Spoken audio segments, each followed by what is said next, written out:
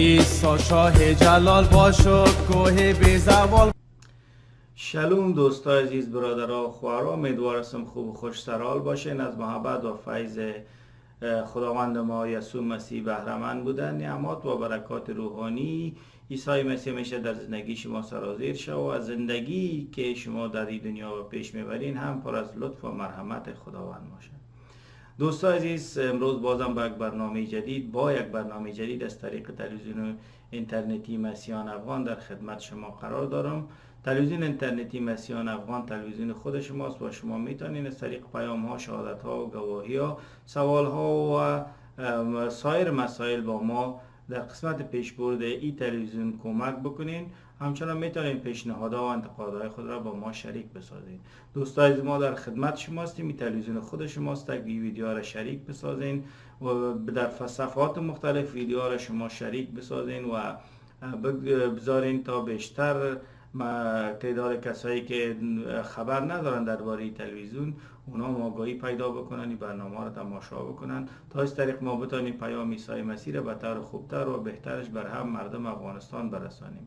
چیزی که درباره تلویزیون اینترنتی مسیحیان افغان به شما گفته میتونم او است که تعالیم است که مطابق با کتاب مقدس بدون هر نوع زیادتی و کمی، یعنی تعالیم است که چیزی کتاب مقدس میفرماید تعالیم درست و از خود کتاب مقدس و برای شما تقدیم میشه و شما میتونید یک اعتماد کامل داشته باشین بر تعالیمی که از طریق تلویزیون بر همگی میرسه.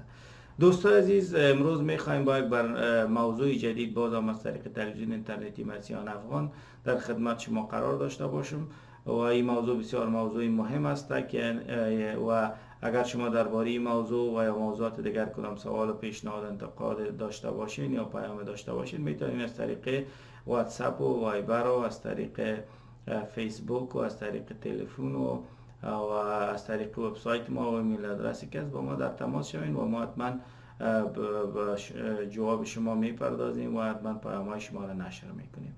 دوستان عزیز، موضوع برنامه امروز ما است که مسیحیت دین نیست. خوشبختانه که مسیحیت دین نیست. پس دوستان عزیز، در دنیا مردم به خاطر از اینکه به خدا برسن اونا فکر میکنن که ما یا باید به ادیان و مذاهب مختلف روی بیارن و از طریق ادیان و مذاهب مختلف میخوان که به خدا برسن و ما شما میفهمیم تعدادی از ادیان و مذاهب هم در دنیا کم نیست و این رقم هم نیست که تنها می ادیان و مذاهب برای یک چند سال یا مدت چند هزار سال تشکیل شده باشن و دیگه امروز در دنیا ادیان و مذاهب جدید به وجود نمیاد، بلکه ما شما شاهدی هستیم که در هر قرن که ما شما میبینیم در هر قرن جدید شاهد به وجود آمدن ادیان جدید و نوع می باشیم که مردم ادیان را میسازند و دین خودش ساخته دست انسان است. هیچ دینی از طرف خداوند نیست، چرا خداوند میگه نام ما حق است و ما حقیقت هستم و بر شما ما یک چیز را به نام وجدان دادیم و عقل دادیم و ما کلام خود را در خدمت شما قرار دادیم. کلام ما را بخوانین، از عقلتان کار بگیرین و وجدانتان شما راهنمایی میکنه که حقیقت را درک بکنین. پس شما ضرورت ندارین طریقای مختلف یا مذهب و مذهبا طریقای مختلف را شما اختیار بکنین و کارهای را انجام بدین، یک سلسله از لست اعمال بکن نکن را انجام بدین تا شما باز به خدا برسین یا خدا را درک بکنین. بلکه خداوند خودش به مثل حقیقت روشن است. خود نام خداوند حق است و شما خدای حق را میتونین از طریق کلامش و باسته کمک وجدانتان و صدای قلبتان و عقل که خداوند براتان داده و عقل وقت روی خداوند را کمک میکنه و برکت میده، شما میتونین که خدای حقیقی و زنده را و کمک خدا بشناسین. پس دین و مذهب راه حل نیست دوستان عزیز و ادیان و مذاهب در دنیا گفتم بسیار زیاد است. تنها در امی 2 قرن اخیر ما ادیان مثل مورمونیزم و شاهدان یهوه و ادیان مثل بهاییزم و احمدیزم و غیره را ما شما میتونیم که در دنیا ببینیم که به وجود آمدن و در هر قرن ادیان جدید به وجود میاد و هر کدام از این به میلیون ها و بعضی به میلیارد ها پیرو هم دارن، ولی راه حلی نیست که ما با ادیان و مذاهب روی بیاریم، چرا که اینقدر ادیان و مذاهب تعدادشان در دنیا زیاد است که ما نمیفهمیم کدام از این ادیان و مذاهب واقعا از جانب خداست. پس اگه تو به یک دین و مذهب روی آوردی چی میفهمی که دین و مذهب دیگه از جانب خدا نیست؟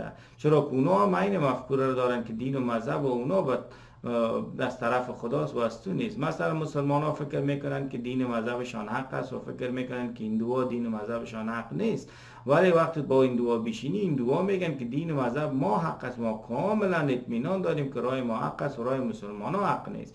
همین رقم اگر با بودیستا بشینی عین مسئله. اگر ما با کسایی که پیروای بهاءالله هستند با اونا بشینیم، اونا عین موضوع را چی میکنن میگن. و مثلا با مورمونا بشینیم، اونا میگن راه ما حق است، نه اسلام حق است نه هندویسم حق است. پس خود چون در کشور ما افغانستان بیشتر دین اسلام پیروای بسیار زیاد است، مردم هم تو کاملا بدون معلومات ماندن و هم تو غرور به جای دارن که او دین اسلام که از یک دینی است که بر حق است. چون اونا وقت بیرون از افغانستان میرن باز نرفتن، اگر برن ادیان دیگر رو ببینن، باز با اونا بشینن صحبت بکنن، حتما میبینن که هیچ کس در دنیا وجود نداره که پیرو یک دین باشه و اطمینان نداشته باشه که دین از جانب خدا نیست. پس این مفکورای مسلمان ها کاملا غلط است و خب راه حلی نیست گفتیم که به دین و مذهب روی بیاریم. پس ما باید به خدا روی بیاریم، به خدای زنده و حقیقی، و خدا هیچ دین و مذهب نداره. چرا اگر دین و مذهب از جانب خدا بود فقط یک دین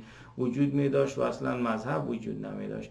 پس دین و مذهب از جانب خدا نیست. خداوند که است خودش حقیقت است و خدا را ما میتونیم از طریق راه خداشناسی ما بشناسیم، و راه خداشناسی هیچ اسم نداره که سر از یک اسم بگذاریم که مثلا اسلام، یهودیزم، مثلا بورگونیزم، باییزم و غیره و غیره. اینمی خداشناسی نه. راه خداشناسی بر اسم خداشناسی یاد میشه و کسی که خدا را میپرسته او خداشناس است. پس یک خداشناس از طریق خداشناسی خدای خود را میشناسه و راه خداشناسی را از طریق کلام خدا از جانب خداست برای خداشناسا معرفی کرده. و در راه خداشناسی و رسیدن به خدا هیچ کس در بین ما قرار نداره، نه کس ما را شفاعت میکنه و نه کس ضمانت ما را میکنه، بلکه ما میتونیم از طریق کلام خدا راه خداشناسی را درک بکنیم. گفتم در داخل ما و وجدان ما در این قسمت ما را کمک میکنه و روح ما به واسطه روح القدس و قلب ما و عقل ما تشویق میشه و حقیقت را درک میکنه، ما را به طرف را پیش میبره. ما میتونیم خدای زنده و حقیقی را بشناسیم. در حقیقت ما میتونیم خدای زنده و حقیقی را از طریق کلامش یعنی کتاب مقدس بشناسیم.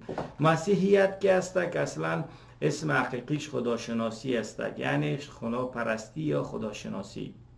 خداپرستی یا خداشناسی اسم حقیقی مسیحیت است و مسیحیت خودش در همین کتاب مقدس در کلام خدایی ذکر شده که ما بر دین و مذهب بر شناخت خدا و به پرستش خدا ضرورت نداریم، بلکه خداوند خودش حقیقت است، نام از او حق است و حقیقت خدا، حقیقت وجود خدا، ماهیت خدا در این کلام خدا، ذات خدا در این کلام خدا بر ما تشریح شده و ما ضرور است او را بخوانیم و از خداوند بخواهیم تا واسطه روحش ما را هدایت بکنه و او را ما بشناسیم.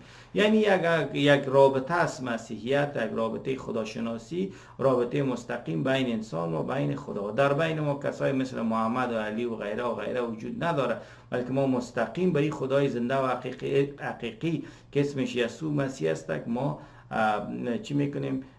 این رابطه را از طریق با واسطه روحش برقرار میکنیم. دوستان عزیز، من میخوام چند آیه بر شما بخوانم و این از کلام خدا بر شما به اثبات برسانم که مسیحیت دین نیست، بلکه مسیحیت خداپرستی است. پس چطور ما میتونیم خداپرست شویم، خداشناس شویم و خدا را بشناسیم، در راه خداشناسی ما پیشرفت بکنیم و یک خداپرستی را ما انجام بدیم؟ اگر ما دوستان عزیز از لوقا بخوانیم، لوقا فصل 4 آیه 8، در اینجا یسوع مسیح خدای زنده و حقیقی جواب میده. چی میگه؟ یسوع مسیح جواب داد در کتاب آسمانی یعنی در این کتاب مقدس آمده که انسان باید فقط و فقط خدا را بپرستد. یعنی برای ما ضرور است تنها فقط خدا را بپرستیم. ضرور نیست که ما خانه خدا را بپرستیم. ضرور نیست که ما یک سنگ سیاه را که بگوییم از جانب خداست بپرستیم. ضرور نیست که ما یک شهر را به نام شهر مقدس مثل مکه گفته یا مدینه گفته بپرستیم. ضرور نیست که ما یک شخص دیگر محمد را غیر مستقیم بپرستیم، همین که متوجه هستین، یا ما علی را بپرستیم یا توسل بجوییم به اولیا یا توسل بجوییم بر اماما تا از طریق ما خدا را خدا پرستی خود را انجام بدیم خدا. ما فقط میتونیم خود خدا را بپرستیم از طریق رابطه مستقیمی که با خدا می داشته باشیم. این بسیار مهم است دوستان عزیز. سر از این ما باید بسیار غور بکنیم و تمرکز بکنیم. ما تنها ما مسیح خدا را میپرستیم. در زبان ما تنها نام خداوند که یسوع مسیح است. ما دیگه هیچ نام را نمیگیریم. ما نمیگیم که ما به همه انبیا احترام داریم، به ابراهیم باشه، اسحاق باشه، بر همه احترام داریم، بر همه انسان ها احترام داریم، ولی او انسان ها و انبیا هیچ کمک بر ما کرده نمیتونه. و اونا وظیفه خود را انجام دادن، این کلام خداوند را بر ما رساندن، ولی بر ما هیچ کمک کرده نمیتونه. ضرور است که انسان خودش تصمیم بگیره که از این رابطه مستقیم که خداوند با واسطه فیض خود بر ما باز کرده، خود خدای زنده و حقیقی یسوع مسیح را بپرسته. و این کسای دیگه در بین ما هیچ کدام جایگاهی ندارن. البته بر همشان ما احترام داریم. و همین رقم دوستای عزیز، اگر ما از همین یوحنا فصل 4 آیه 23 و خب در اینجا ببخشین، در همینجا اگر ما و شما اگر از همین یوحنا فصل 4 او البته لوقا فصل 4 بود و ما از یوحنا فصل 4 آیه 23 و 24 را بخوانیم، در اینجا باز هم میبینیم که در کلام خدا برای ما چقدر زیبا میفرماید. خب و در اینجا میگه، اینجا یسوع مسیح خدای زنده و حقیقی میفرماید، میگه اما زمان میآید و در واقع همین الان است که پرستندگان واقعی خدا را به روح و راستی پرستش خواهند کرد و خداوند طالب چنین پرستندگان است، زیرا خدا روح است و هر که بخواهد او را بپرستد باید به روح و راستی بپرستد. دوستان عزیز، برای ما یسوع مسیح خدای زنده میگه که واقعا شما خدا پرست هستین و خدا شناستین و میخواین خدا را بشناسین و خدا را بپرستین، خدا را باید به روح و راستی بپرستین، نه خدا را با واسطه اجسام و مسائل دیگه که در دنیا وجود داره، مثلا گفتم رخ کردن به طرف کعبه و مثلا احترام کرد، مثلا مسائل دیگه که وجود داره که ما باید که بریم حج بکنیم و نیفهم غیره و غیره، بلکه خدا را در روح و راستی بپرستیم. راستی چیست که اول ما درک بکنیم که خدای حق و حقیقت، خدایی که وجود داره، که حق است، حقیقت است، او خدا کی است در واقعیت؟ این الله خود نمیتونه خدا باشه، چرا که پدر محمد به گفته خودش کسایی که پیش از محمد بود کافر بود، پس پدرش هم کافر بود و اسم از او عبدالله بود، پس او بنده الله یا مو بت الله بود. صحیح؟ محمد گفت پدرم کافر بود و نام پدرش هم عبدالله بود، یعنی بنده الله، یعنی کفر کو میکرد، پرستش الله بود. پس این الله خود نمیتونه خدا باشه. یا چیزای دیگه که در دنیا میبینی. پس در حقیقت اگر ما میخوایم خدا را بپرستیم، حق نام خداست، پس ما خدای حق را با واسطه کلامش باید جستجو بکنیم. این خدای حق را ما باید که با کمک روح پاک خداوند ما باید جستجو بکنیم. ما باید بسیار زیاد دعا بکنیم و در تحقیق و جستجو باشیم و از خدا بخوایم که او خدایا که اسم تو حق است، تو حق است، حقیقت است، خود را بر من نشان بده تا من حقیقت را بپرستم و در حقیقت از قلب خود و واقعا با یک ایمان و در روح مت را بپرستم. اول حقیقت را درک بکنم و در حقیقت تو را بپرستم، یعنی عبادت حقیقی باشه. و دومی عبادت از چون خدا روح هست، پس روح ما باید خداوند را بپرسته. یعنی ما از داخل و شخص داخلی ما که از در روح با واسطه روح خداوند باید خداوند را بپرستیم. یعنی ما که وقت ما خداوند را در روح و راستی میپرستیم، دیگه ما ضرورت نداریم به طرف کعبه روی بیاریم، دیگه ما ضرورت نداریم بر یک بت ما رجوع بکنیم، دیگه ما ضرورت نداریم به یک شخصی که مثلا مرمون باشه، با اولا باشه، محمد باشه و غیره بس مثل یک شفاعت دهنده و کسی که در بین ما و خداست با احتیاج داشته باشیم از طریق از اونا، با واسطه از اونا، به خاطر از اونا خداوند را بپرستیم. متوجه هستین؟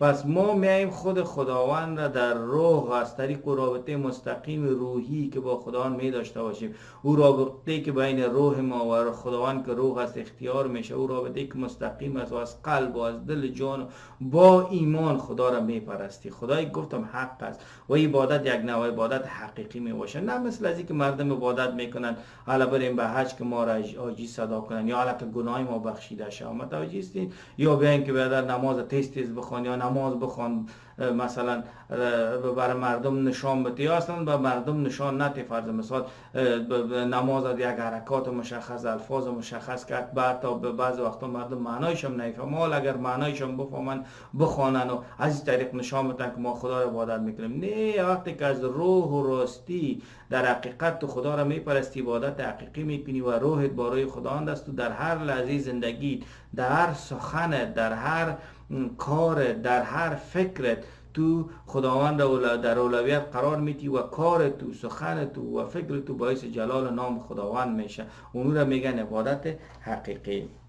و همین رقم اگر ما شما از متی بخوانیم فصل 22، در متی فصل 22 بر ما در آیه که من براتون میخوانم، آیه 37، خداوند ما یسوع مسیح چی میگه؟ میگه خداوند را که خدای توست با تمام قلب و جان و عقل خود دوست داشته باش.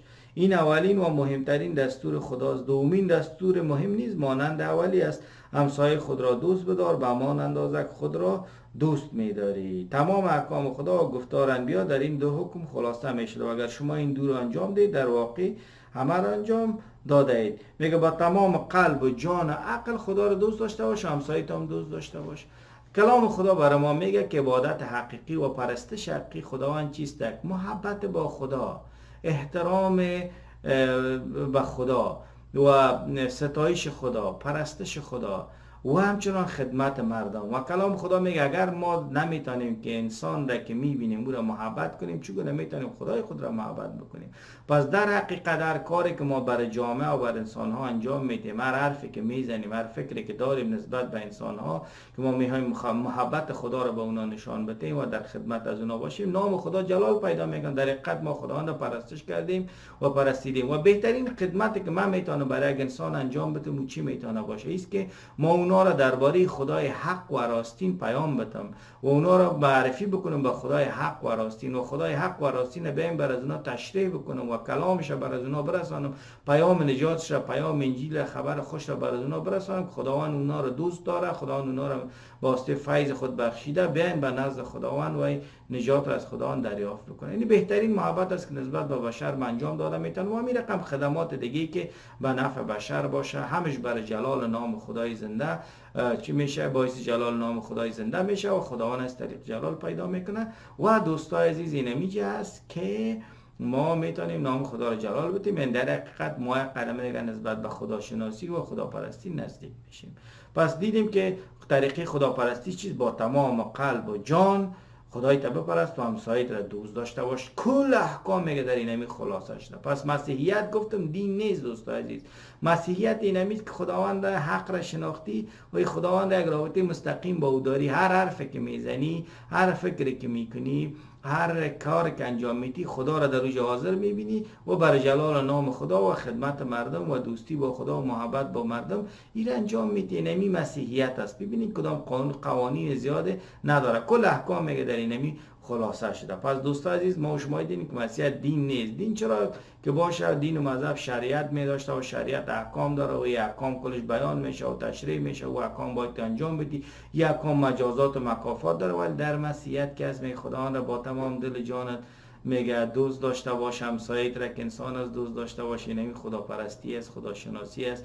و در اینجا میگه خدای حق را بشناس و در حقیقت از با ایمان در روح و در روح خداوند را بپرست، با او رابطه مستقیم داشته باش و یک رابطه مستقیم روحانی است با کی؟ با خدا، که خدا مثل یک پدر روحانی است و تو مثل فرزند روحانیش و پدر خدا را همیشه احترام میکنی و امیره خدا او را میپرستی.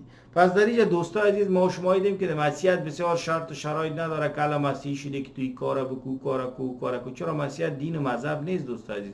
چطور میتونه یک شخص مسیحی شود؟ بسیار ساده و آسان و بر شما را میخوانم چطور میتونه یک شخص مسیحی شود. خب چرا که مسیحیت گفتیم دین و مذهب نیست، پس دین و مذهب که نیست چطور میتونه یک شخص مسیحی شود؟ در اینجا میگه در رومیان فصل 2 آیه 9 در واقع اگر انسان با زبان خود نزد دیگران اقرار کند که عیسی مسیح خداوند است و در قلب خود نیز ایمان داشته باشد خدا او را پس از مرگ زنده کرده، نجات خواهد یافت. زیرا با وسیله ایمان قلبی است که شخص رضایت خدا را حاصل میکند و بعد هنگامی که در برابر دیگران ایمان خود را به زبان میآورد نجات خود را تایید مینماید. فقط تو چی میکنی؟ اقرار میکنی و در قلب خود ایمان میداشته باشی که عیسی مسیح خداوند و نجات دهنده است و نجات پیدا کردی. این مسیحیت است، این خداشناسی است، خداپرستی است. این دین و مذهب نیست. فقط میای تو واقعا اقرار میکنی که عیسی مسیح خداوند و نجات دهنده مسیح، یسوع مسیح خداوند و نجات دهنده مسیح، یک موضوع، و در قلبت به این باور کامل داری تو مسیح هستی، خداپرست هستی، خداشناس هستی. دین و مذهب نیست که شرط شرایط داشته باشه.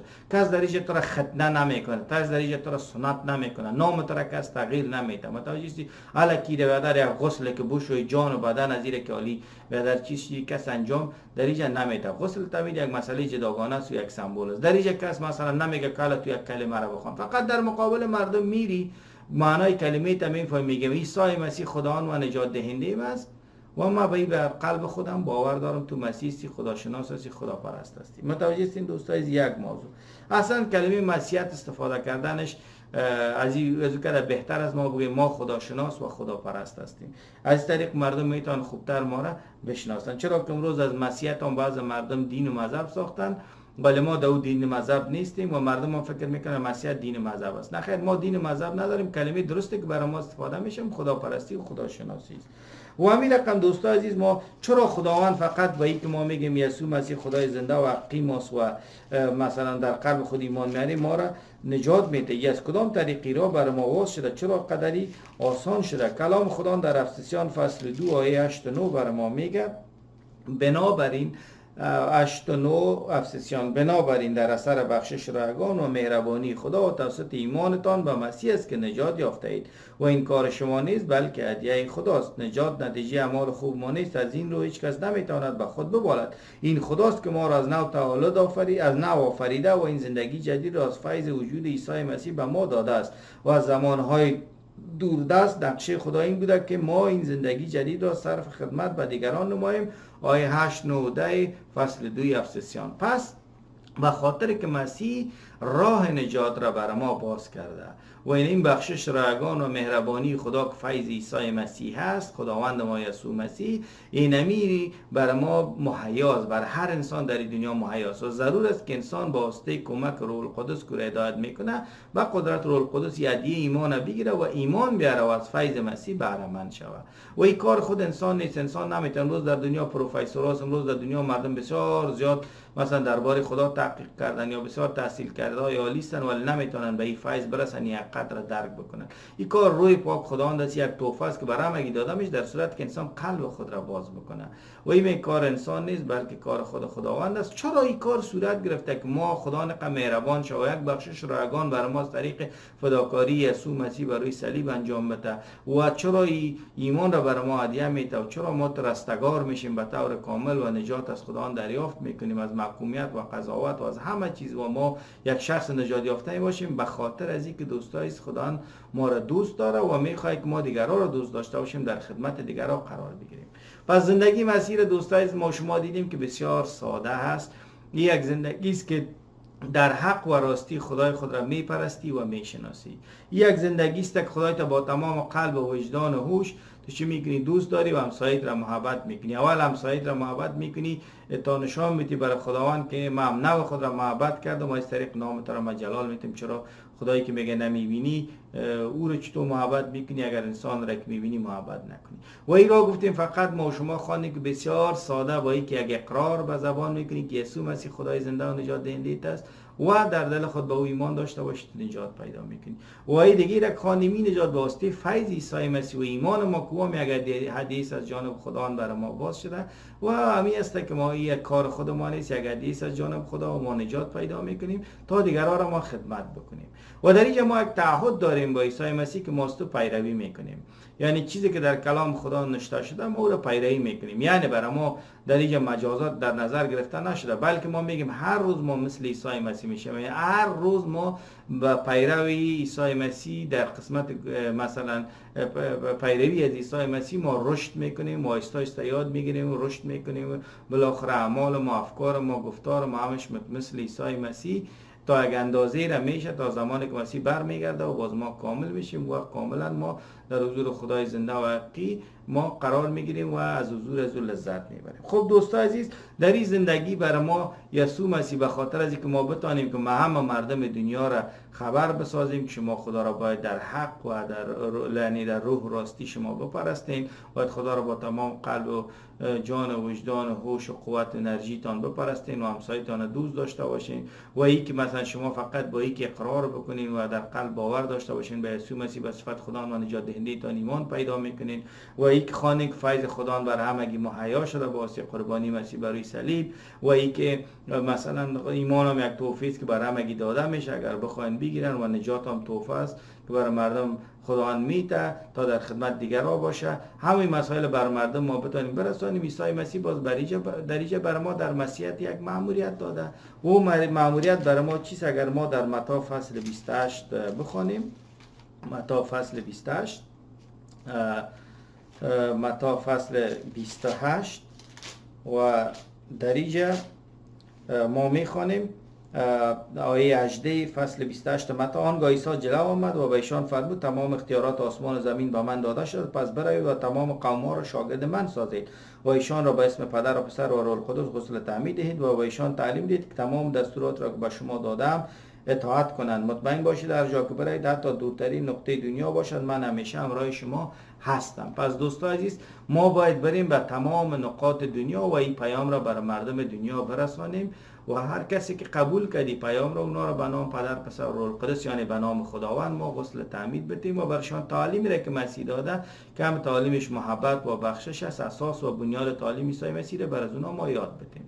پس دوستان عزیز، دیدیم ما شما کمی خداپرستی و خداشناسی یعنی مسیحیت یک دین نیست بلکه خداپرستی و خداشناسی است. در حقیقت مسیحیت یعنی خداشناسی و خداپرستی و این تنها مثلا از طریق اینمی خداپرستی و خداشناسی یعنی مسیحیت ما میتونیم به خداوند برسیم و تنها چیزی که کتاب مقدس برای ما پیشنهاد کرده برای رسیدن به رستگاری اخروی و به محبت خدا اینمی خداشناسی و خداپرستی است که ما بس مسیحیتی را ما یاد بکنیم. پس مسیحیت یک دین نیست. این بسیار ساده است دوستان عزیز. پیام مسیحیت بر شما امروز چیست؟ شما بین به عیسی مسیح به صفت خداوند و نجات دهنده خود ایمان بیارین و در قلب به باور داشته باشین شما مسیح هستین. شما یک تعهد داشته باشین که خداوند را با تمام دل و جان نیرو و قوتتان محبت بکنین و انسانایی که در این دنیا اونا را محبت بکنین و این که شما انسان را محبت میکنین از طریق افکار و گفتار و از طریق پندارتان در حقیقت شما نام خدا را جلال میدین. یک موضوع دیگه ای است که شما به باور باشین که نجاتی که شما یافتین و رستگاری کامل که پیدا کردین در خداپرستی و خداشناسی، این که شما خداشناس و خداپرست شدین این کار خودتان نبوده بلکه به واسطه فیض مسیح و ایمانتان که توفیق از جانب خداست که شما به این تحفه و هدیه رسیدین و شما باید در خدمت دیگران باشید. شما یک تعهد داشته باشید تعالیم عیسی مسیح را که بیس از او و بنیاد از او و اساس از او و تهداب از او محبت و بخشش است، این شما در زندگی خود تجربه بکنین، عملی بسازین و بر دیگران هم یاد بدین. و در این حال چون مردم دنیا راجع به خداشناسی و خداپرستی نمیفهمن و متاسفانه به ادیان مختلف رفتن، پس شما بیاین دوستان عزیز بر از اونا درباره این خدای زنده و این خدای حقیقی